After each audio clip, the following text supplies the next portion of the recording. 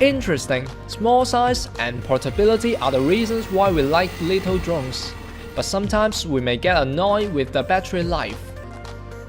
Today we are gonna review this JJRC H345.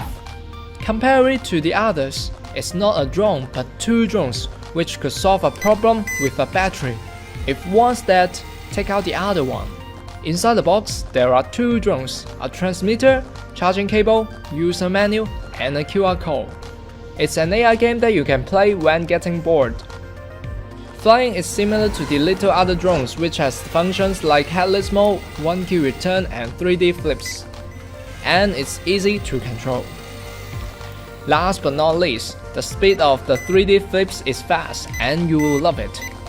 To sum up, I would say it's a nice toy. Nice looking, foldable design, and easy to control. The drones have a built-in battery. To charge it, just need to plug the cable, simple.